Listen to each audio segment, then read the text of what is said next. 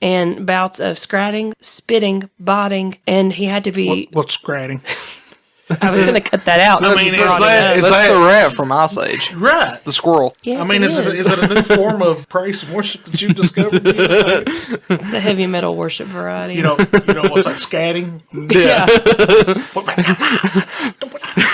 It's just screaming. I am so sorry, Tessa. You were on such a roll, and I was such a dick. I got to breathe for a minute. Because this episode... That's the intro right there. It is.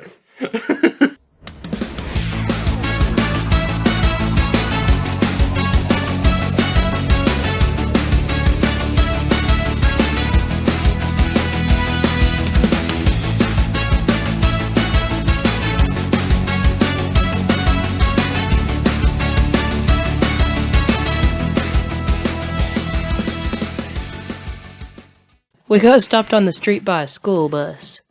And he opened the door, the driver did, and said, "Hey, rabbits all the way down. Loved it." So Really? Yeah. And then took off. It's like, okay. Wow. Okay. He knows who he is. He knows who he is. Let's just go ahead and get this out of the way. The things that you are going to hear tonight in this episode, you cannot unhear. Right. That goes without saying. That listener discretion, Is highly, highly, highly advised. because this stuff it's a little graphic. It is a listener requested. It is listener requested. Mine's not. Nobody asked for this. Well, they asked for specifically just dark stuff. Dark Oh, stuff, okay. Yeah, you getting it. Yeah. we specifically said dark and spooky. It's a topic that we can take and run. I have to credit my fiance's nephew for bringing this one to my attention because I didn't know it was a thing. I didn't look it up because I want to be I didn't look it up. surprised. Yeah, I didn't look it up. Neither. I'm you glad don't know, you guys don't know You don't about know it. what I'm talking about either. That's good. So, yeah, let's go ahead and say it again for the people in the back. If you are easily disturbed by spooky stuff and... Where are they? Kylo? If you are easily disturbed by the spooky and dark content, then you don't need to listen to this episode. You need to go back to like a funny one, like about when the emus attacked or the rabbits. Yeah. You know, Napoleon and the rabbits. you need to go back to that one. So you might want to skip this one. We gotta turn the lights off. Dark. We're all going to do this episode about the phone light. We're going to turn all the lights off, and we have no notes whatsoever. We're just going to wing it in the dark. Here's the thing about that. It's like, you guys would never know if we did. Yeah. This is audio.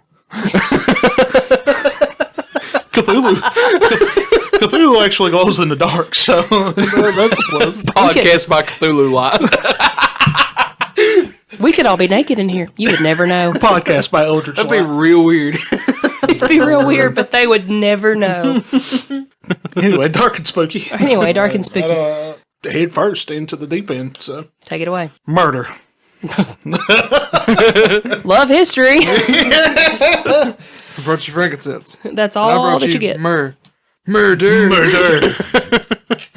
That's the whole episode. Murder. Yeah, the topic of this came out. I was really struggling of what to do. You know, we didn't want to do stuff that was already done before. Most podcasts will do Ted Bundy or Ed Gein or something weird like that, or something that everybody knows something of. But then I come across this one YouTube star, and he was making light of the situation. And he said something about do not look up the Junko files. So you looked him up anyway. So I looked them up anyway, like any good mortuary student would. And oh boy, did I. Well, I didn't really regret looking it up. Did you not expect what you saw? I did not expect what I saw and learned about. Well, there's not that many pictures out there, Should I but look at the pictures before you continue the story? there's not that many pictures, like, of the actual, actual murder scene and whatnot and all that stuff. We do not advise you to look these up, by Yeah. the way. Do I'm not, looking 'em just don't do it. There's not that many pictures, but there is a picture of the aftermath. Does that make sense? Yeah. Because, like, the case file, Junko Furuta, they called it the concrete murder case of Japan.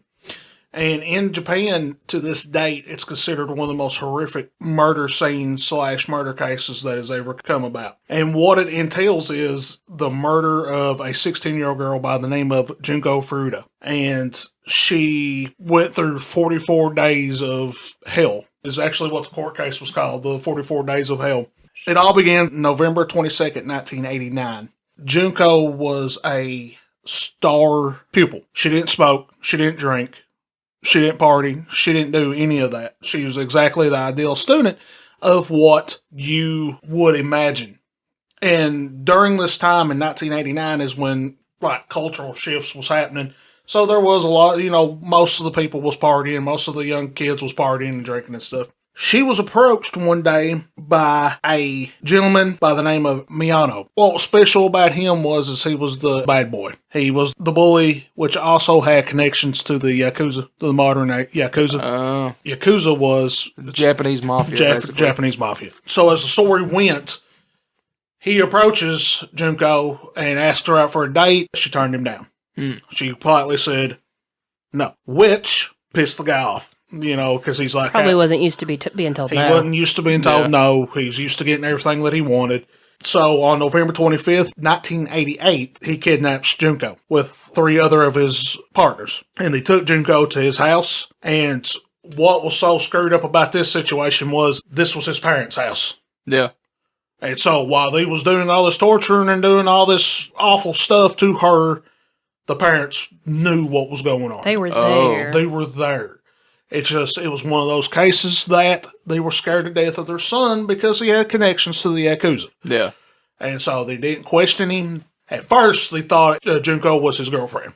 Yeah. But then when they later started learning what was going on, they just turned a blind eye to it. While they had Junko captured, they forced her to call her parents and tell them that she had run away, that she was going to stay with some friends, but insisted that she was in no danger whatsoever. And not realizing what was getting ready to come about, she was too scared to do anything. She was too scared to not be compliant with their wishes because she was terrified. So during her 44 days following her kidnapping, she was subjected to unimaginable horror. When I get into this, I'm going to try to censor most of it. Here's your mature content warning. Yeah, here's your mature content warning. Some of the things that she was subjected to. She was humiliated by being kept naked. She was raped every day in both the back side and the front side. And it was believed that she was raped by over 100 men. The captor invited all of his friends over to have a go around with the 16-year-old.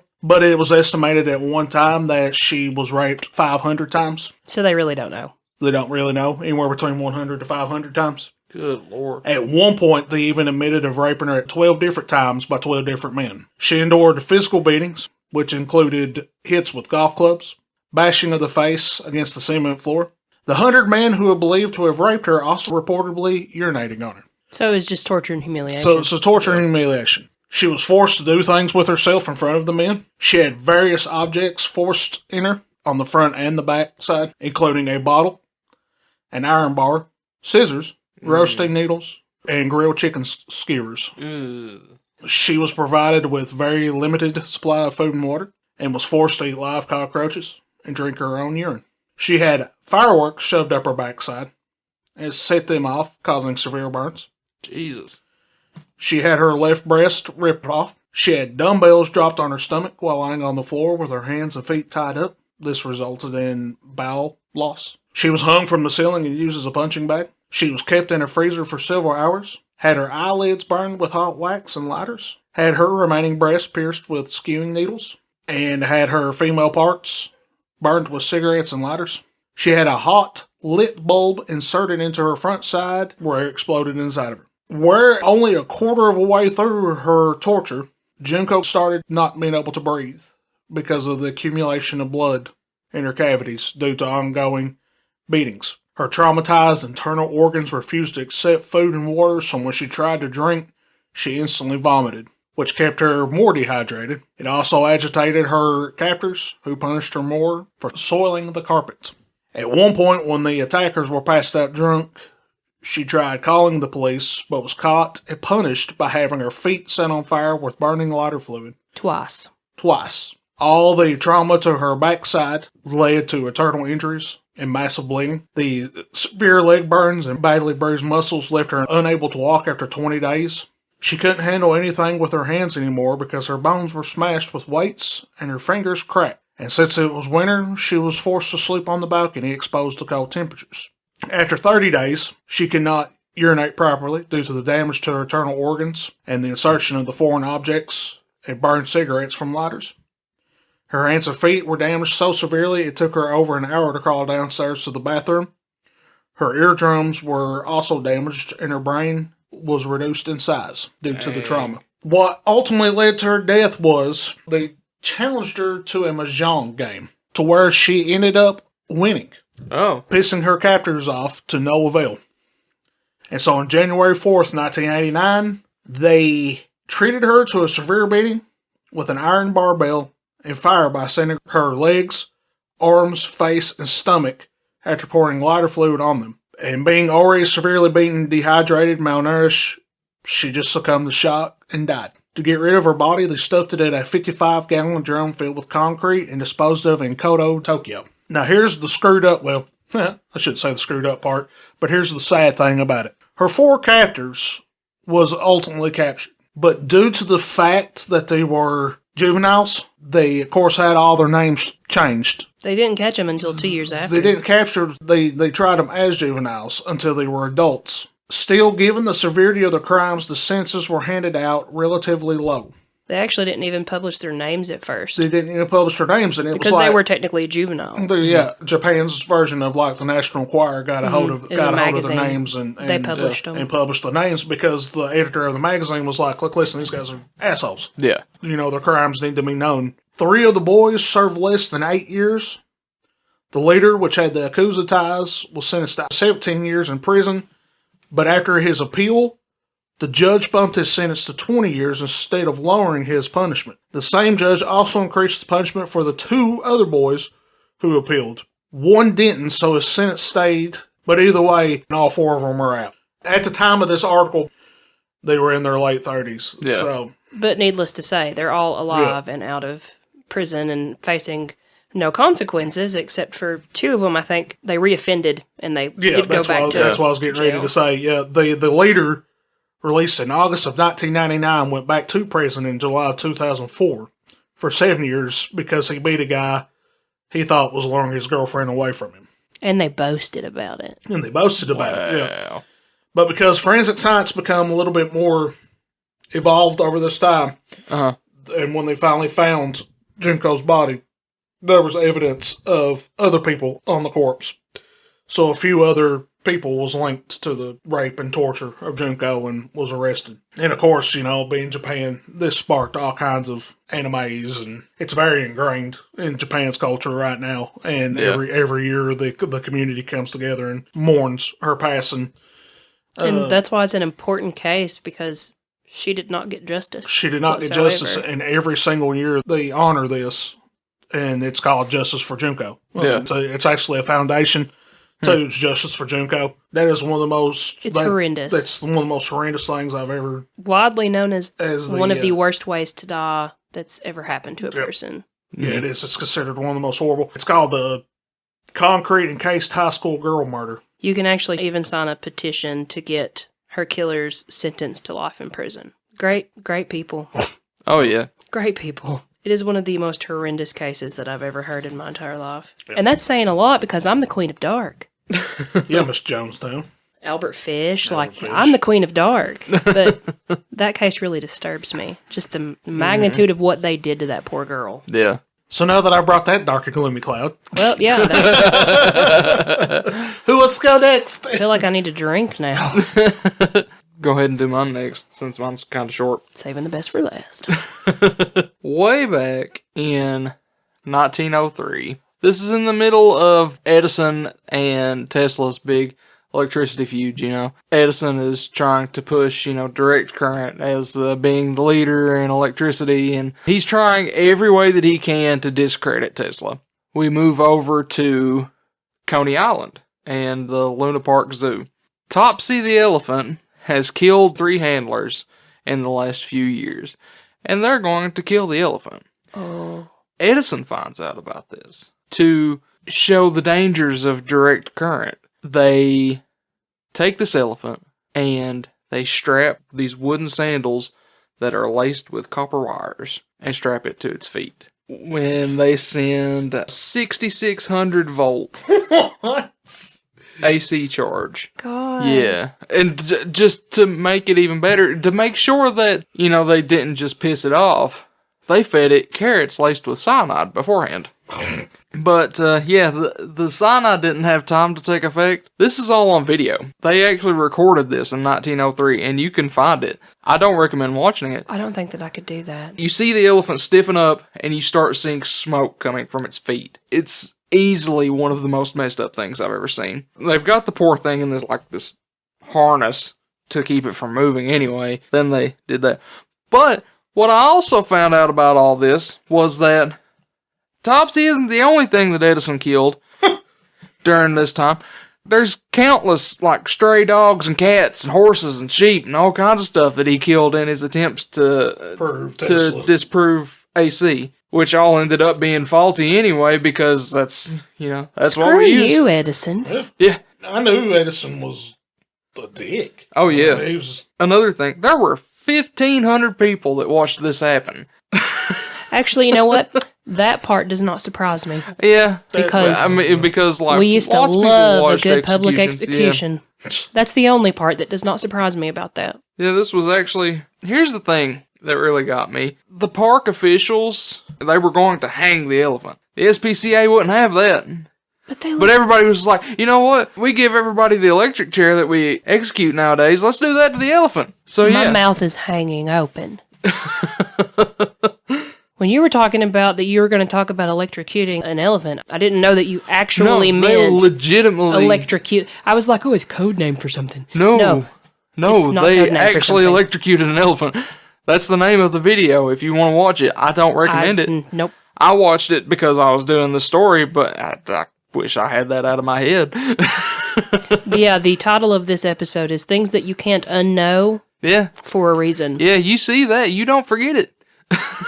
You don't forget it. Not going to watch it. There's this other story that says that Topsy was the victim of her captors, not Edison. In a way, yes, I could see that, she was a circus elephant. People did horrific things to circus animals for years. That's why we don't have them now. Yeah. It's easy to see why she killed 3 people in the last 3 years, because they probably tortured her. I think one of them actually, fed her lit cigarettes. Yeah. It was bad. I don't blame her, but people didn't see it that way back then. And that's why we have the Animal Foundation. And why would you get excited about that? Like, oh, they're going to execute this elephant. This is my time to shine. And you said that's why we have the Animal Foundation. They had it back then, too. Problem was that they were okay with electrocuting. Yeah, they were like, don't hang the don't elephant. hang it, but you can electrocute it. I'm dumbfounded. Yeah. I'm so dumbfounded.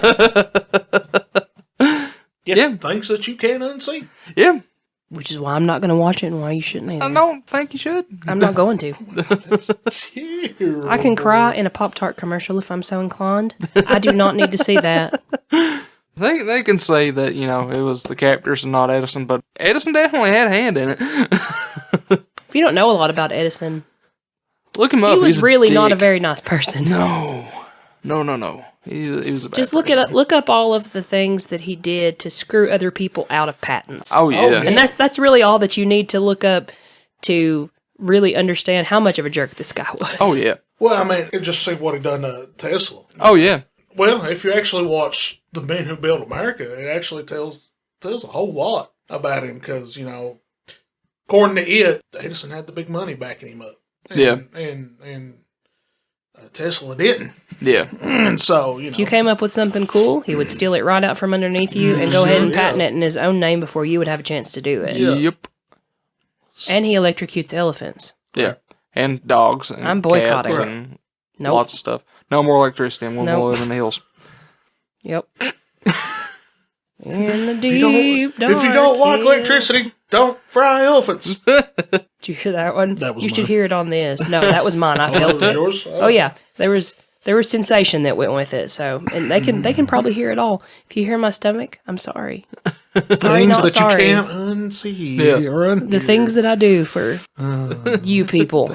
Are y'all ready for this? Dun, dun, dun, dun, dun, dun. So we decided on dark, spooky, weird, and all that good stuff. And so, what's darker and spookier than exorcism? Yeah. Exorcism that fails. We're getting there. We're getting there, partner. Slow down. We're getting there, partner. We're getting there, partner. Slow down, slow down. So we're going to go back to 1974, and this is a case that absolutely shocked the nation, though I had never heard of it until I started doing research for this episode. It is violent and shocking and a little ominous, well, very ominous. Very ominous. Hope that you're prepared for this, friends. We're going to travel to Ossett, which is a market town near the city of Wakefield in the English country of West Yorkshire.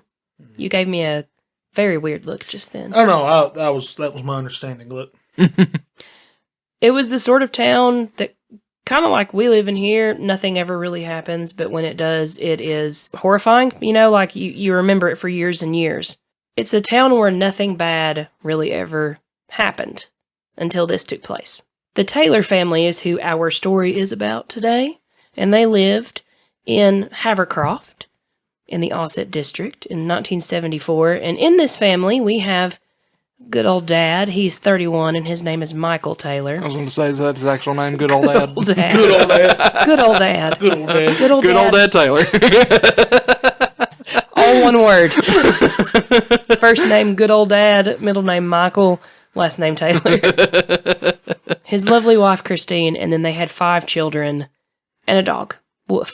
This family was considered cheerful and happy-go-lucky by all of their friends and neighbors. They weren't really anything out of the ordinary. They were just regular, mild-mannered people and neighbors, and just they were generally thought of as kind and loving, and that was about it. The only thing that it really notes about Michael in his past is that he sometimes had bouts of depression. He had some depression issues. What year was this again? 74.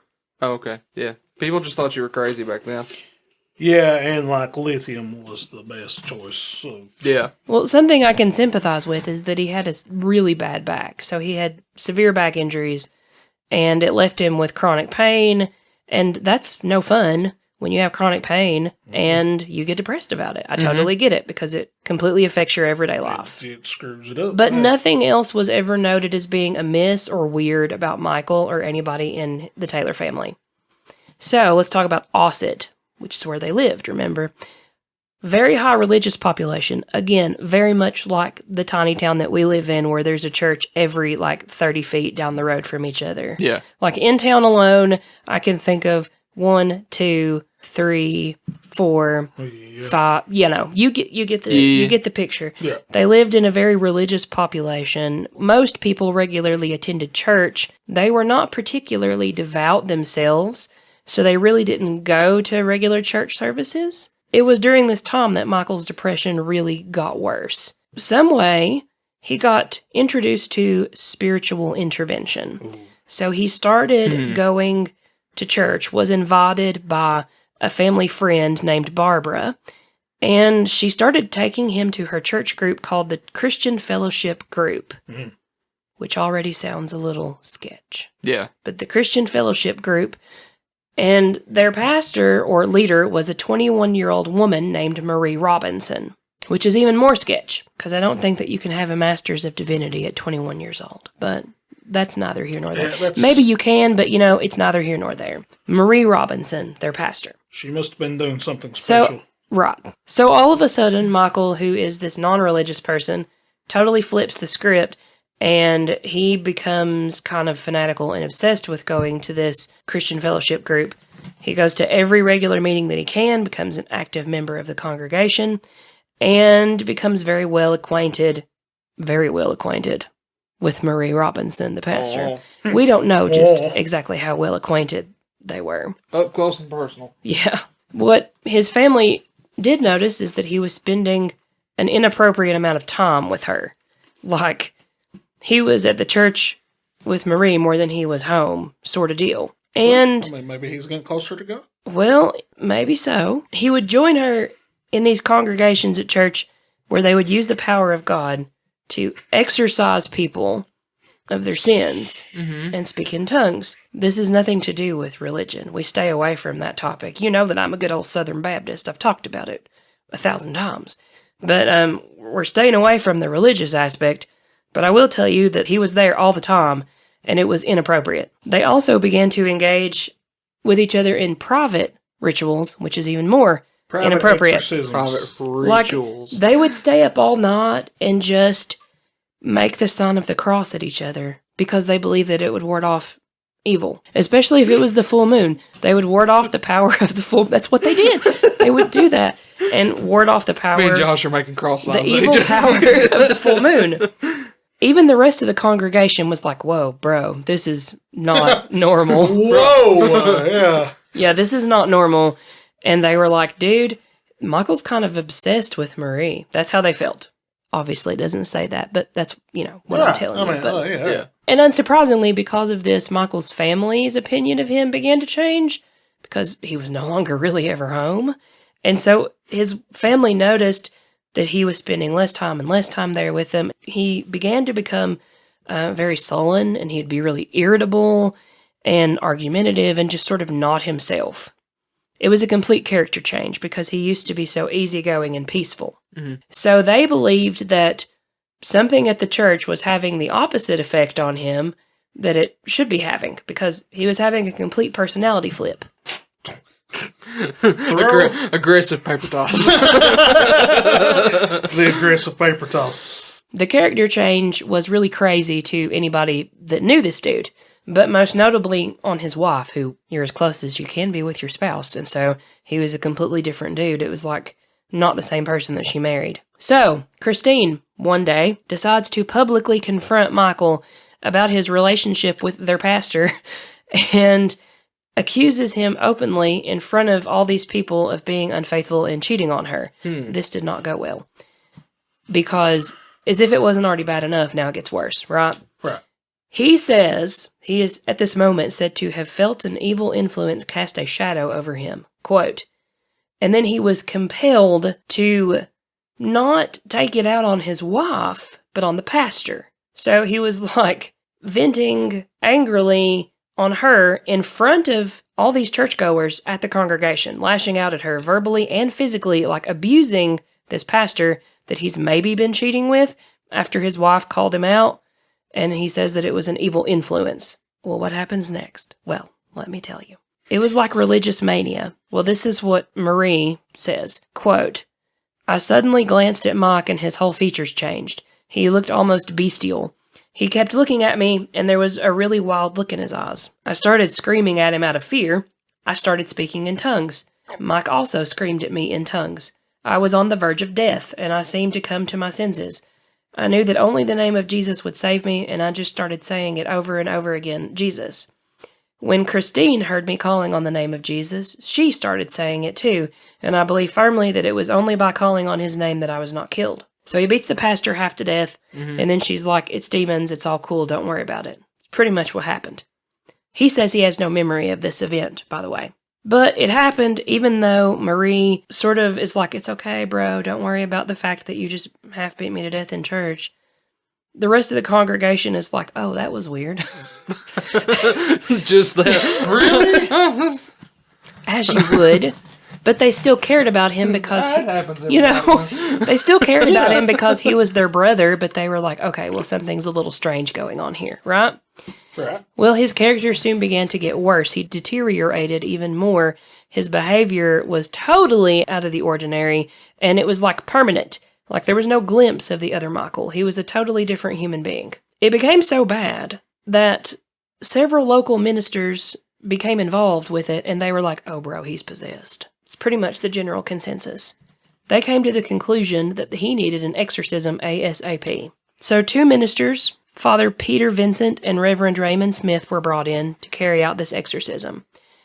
They were going to make it happen on midnight, the 5th of October, 1974, at St. Thames Church in Barnsley. So they gather the congregation, as you do during an exorcism. Right. And all of the Christian Fellowship group were there. And the 2 ministers began this horrifying, many, many hours long ritualistic exorcism on Michael. It lasted throughout the entire night and well into the next morning. As soon as the exorcism rites started, Michael went into uncontrollable convulsions and fits. He had bouts of scratching, spitting, biting, and was eventually required to be tied down to the floor forcefully. So the exorcism lasted 8 hours. And he was subjected to all sorts of things like having crucifixes shoved into his mouth, as one does, and being doused with a whole lot of holy water. And throughout the entire time, he was like growling and snapping and trying to hurt physically anybody that came near him. I mean, if somebody tied me down and tried to shove across my mouth, I probably would too. I mean, same. But the priests in charge of the exorcism were like, well, he's got about 40 demons in there. That's what we think. There's probably 40. Yeah, that's what we think. There's at 40. least 12, but I think there's 40. Yeah. Yeah. There's at least 40 demons. And it in was there. like the demons About just 40. counted off. When they got exercised, they were like, Yeah. 1. They didn't just do that. They told what they were for. Oh, hell, they got me, guys. They were like 1, incest. 2, bestiality. 3, blasphemy. Yeah. Lewdness, heresy, masochism, and carnal knowledge. Because the demons are only capable of one. Yeah. Indeed. As you can imagine, they did not go quietly into that good night. Those demons, they done put up a fight. And reportedly, they were dragged out of Michael kicking and screaming. 8 hours of this happened. And by 8 a.m. on October 6, 74, the priests that were carrying out the exorcism, this blows my mind. The priests that were carrying out the exorcism were like, well, we're tired. We can't go on anymore. But there's still some in there. I'm pretty tired. I think I'll go home now. This was not meant to be a funny story. And it's really not because it gets so bad. But like, that's what they did. They were like, there's at least a couple more in there and we cannot do it right now. We are too tired. So they were we will continue. Which is a big no-no. Yeah, they were like, we will Yeah. continue this at a later time. Go home and rest, Michael. They If you've claimed ever that. watched an exorcism movie, you'd know that's not good. Here's what's even better. They were like, and we know which ones they are. They're insanity, anger, and murder. Oh, nice. Go home with your wife and kids. Don't worry about it. Cool. They were. That's like telling Charles Manson, hey, we'll finish all this up tomorrow. You go home with whoever. Don't worry about it. It's cool. We're cool here. Yeah. So the congregation that were all present for the exorcism supposedly witnessed all of this, and a minister's wife named Margaret Smith later claimed that she had received a warning in her mind at that moment when they decided to quit from what she believed to be God, who she believed to be God, saying that the demon of murder was going to escape from Michael and kill Christine. So she pleaded with the 2 priests, you need to complete this exorcism. Please don't stop right now. We can't stop right now. But they were like, no, it's okay. We're really tired. And they left anyway and let Michael go home with Christine to rest and prepare for the final part of the exorcism, which was to be performed the next day. They gave him a break. They really did. Now, thankfully, his children were not home. Let me just say, the children were not home. What happens next is pretty horrifying. At 9:45 the next morning, which is October 7th, maybe 2 hours after they sent Michael home to rest, they sent them home to rest. 2 hours later, the police were patrolling the area, and they come around the corner, and the officer, whose name is Ian Walker, sees this man stumbling in the middle of the street like he's just drunk, totally naked and completely drenched in blood. Head to toe, like slick with it. So he stops the car, and he goes out and approaches the man, who immediately curls into a fetal position and starts screaming, "It is the blood of Satan," over and over again. It is the blood of Satan. Obviously, this attracted a crowd. As it should. Yeah. Yeah. And some folks that were there were like, oh, it's Michael Taylor. So they knew who he was. The police approached him and called for an ambulance. They thought that he had hurt himself. It was not his blood. So he was still screaming, ranting, raving, senseless, violent, all the good stuff. They carted him away in the ambulance, and then they were like, this is Michael Taylor. Here's where he lives. Here's his address. And the police show up to the Taylor house completely unprepared for what they are about to see. Officer Walker says that he approached the house, and the chief inspector was coming out of the front door vomiting. Oh. And he told him, you don't get to see this one, son. I've seen nothing like it before, and I've seen a few. It's the wife. He's ripped at her, son. It's a right mess in there. There's not much of her left. You don't want to see it, eh? But he felt like he had to go in anyway, so he did. Oh. The interior of the room was completely destroyed. There were signs of destruction absolutely everywhere. And there was blood on every surface of the room that there could be blood on, and also flesh, and also pulp, and also brain matter. So it's important to notice that she said flesh Yeah. Yes. was splattered on the wall. And the floor and everywhere. So they found the bodies of Christine Taylor and the family dog, and they're completely unrecognizable. So all of the blood that was on Michael came from either Christine or the dog. He had killed them at about 9:30 that morning. It was a brutal, deranged attack, okay?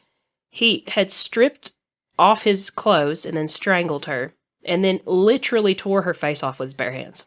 Dang. There was no murder weapon. It did not exist. No murder weapon whatsoever. But he gouged out her eyes and ripped out her tongue with his bare hands. And then he tore the rest of her face totally down to the bone, to where she had no face. She was completely unrecognizable. She died of shock and asphyxiation on her own blood, which is merciful, because it would have been completely horrendous otherwise. Then he turned his attention to the dog. He strangled it and literally ripped it limb from limb. He tore its legs from its sockets Oh my god. and tore all of its hair and teeth and eyes from the skull. He then left the house screaming about it being the blood of Satan, and then ran into a police officer a short while later, and here we are at the discovery of the crime scene. Anybody that saw it said it was the most horrific scene they had ever been at in their careers. They took Michael into police custody, and then they interviewed him to see if he would explain what had happened. He said, "It was a long night. They danced around me and burned my cross because that was tainted with the evil. They had me in the church all night. Look at my hands. I was banging on the floor. The power was in me. Couldn't get rid of it, and neither could they. They were too late. I was compelled by a force within me to destroy everything living within the house." Then they were like, "But this is your wife. How could you possibly do this to this woman that you claim to love so much even now?" And he said, "Released. I am released. It is done. The evil in her has been destroyed." So he had no motive. There was no motive, really, that they could detect other than maybe he was hooking up with Pastor. We don't really know. But they charged him with murder, the murder of Christine, and he was sent to Broadmoor Secure Hospital in Berkshire to await trial. Well, he stayed mostly completely silent, or he slept the entire time. It was like his brain wanted to disassociate that it had actually happened. Which I get. I mean, if I did something that horrendous. Right. Yeah. The trial for the murder began in March of 1975, and the jury were advised by the barrister, like, y'all need to buckle up, because this is going to be one of the worst things that you have ever witnessed, seen, whatever. He did not deny killing Christine. The linchpin in the defense was that he was sort of brainwashed by this Christian fellowship group who they likened to a cult, okay? They also blamed the murder on the actual exorcism itself, that it was so harrowing and so much of a trial for Michael that he completely disassociated and snapped, and that was all that it took. And then he went on a murderous rampage and killed his wife. The lawyer for the defense was Mr. Ognall. He quoted, "I am aware that it is generally regarded as improper for an advocate to express any personal feeling or opinion about the case in which he is engaged. I'm afraid I will find it quite impossible to observe such constraints in this case. Let those who truly are responsible for this killing stand up. We submit that Taylor is a mere cipher. The real guilt lies elsewhere. Religion is the key. Those who have been referred to in evidence, and those clerics in particular, should be with him in spirit now in this building, and each day he is incarcerated in Broadmoor, and not least on the day he must endure the bitter reunion with his 5 motherless children." They pretty much blamed everything on the exorcism and the church itself, and the jury found Michael Taylor not guilty Oh. by reason of insanity. He was seen as clinically and legally insane and sent to Broadmoor Secure Hospital, where he would remain for 2 years, followed by another 2 years at Bradford Royal Infirmary before being released back into the world, apparently cured. You got 2 more pages of notes there. That ain't the end of it. It's told that when he was released from the hospital, he went back to live in Ossett. If you were his neighbor, how you could look at him knowing what had happened. Yeah. And his children, which is even worse. Every town has that, that guy that walks up and down the roads and everybody's just like, listen, don't look at him or he'll kill you. Yeah. Everybody's got that. Feel like he's that guy in that town. And it's not like he didn't suffer from it too, because he tried to kill himself, I think, 4 times? 4 times. That's what they He cut said. his wrists, he jumped off of a bridge. He dropped out of the news for a long, long time until July 2005, when he was arrested for sexually harassing and having inappropriate conduct with an underage girl. He's just a great guy all the way around. Mm-hmm. The court, upon I didn't hearing... get all the demons. Get them demons. During his court hearing on these charges, he was said to have told police that it was all his fault, and then said, "Am I going to Broadmoor for murdering my wife?" It's like the man had a completely psychotic break. He spent a week in custody over the sexual assaults, and during this incarceration, the psychiatric problems that had already existed in 1975 once again manifested themselves. So he got a little bit of a reprieve, but it all came back. Those demons still be up in there. He was bailed. There'd be demons up in here.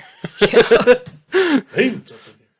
He was bailed, and the previous case had absolutely no bearing on his sexual assault charge. It led eventually to a 3-year stint of community service, but upon condition of having psychiatric treatment. And that's pretty much the entire story of what happened, except for what do you think? Should he have been tried for murder of his wife? Is it a coincidence that they did this severe 8-hour exorcism on him and then he killed her 2 hours later? Well, And this has nothing to do with whether you believe that demonic possession is a thing. It's just, right. should he have been held accountable for No, that? I don't think 100% he shouldn't have been held accountable because, it's the same way with the exorcism of Emily Rose. Same exact thing. Yep. Even Ed Warren talks about it because, the new Conjuring movie's coming out, The Devil Made Me Do It. Actually, I think that guy was found guilty, but it was reasons of insanity.